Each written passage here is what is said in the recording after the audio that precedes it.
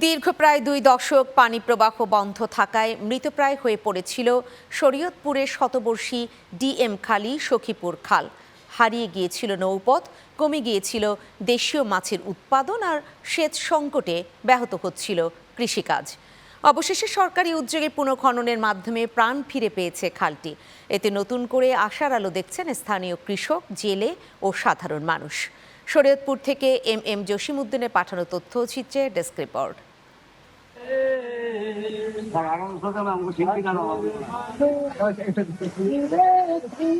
শরীয়তপুরের ভেদরগঞ্জের শর্তাবর্ষী ডিএম খালি সখীপুর খালটি একসময় ছিল পুরো এলাকার জীবন জীবিকার অন্যতম প্রধান ভরসা। খালকে কেন্দ্র করেই চলত কৃষিকাজ, নৌযোগাযোগ এবং মাছ আহরণ।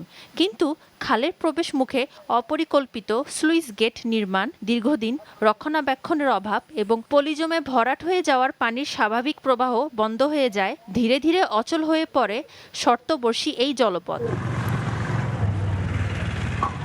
সম্প্রতি সরকারের উদ্যোগে ভেদরগঞ্জ উপজেলার প্রায় 4 কিলোমিটার দীর্ঘ ডিএমখালি সখীপুর খালটি পুনঃখনন করা হয়েছে। এতে আবারও সচ্ছল হয়েছে পানির প্রবাহ। খালে এখন চলছে নৌকা, জেলেদের জালে ধরা পড়ছে মাছ।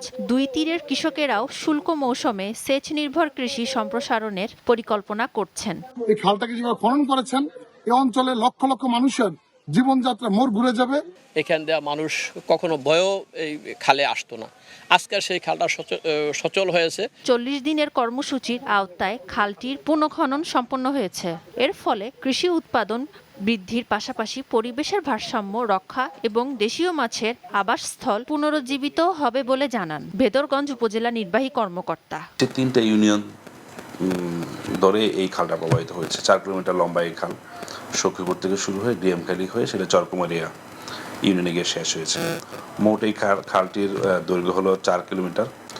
তো আমাদের যে এটা ধারণা যে এই খাল কাটা সম্পন্ন হয়েছে, এখন এই নতুন করে যে পানি প্রবাহ হবে, প্রায় 60,000 জনগণ এই খাল কাটার থেকে সরাসরি উপকার পাবে আর কি। শতবর্ষী এই খালের পুনর্জাগরণ শুধু কৃষি ও মৎস্য খাতেই নয়, পুরো অঞ্চলের অর্থনীতি ও জনজীবনে ইতিবাচক পরিবর্তন আনবে বলে প্রত্যাশা স্থানীয়দের।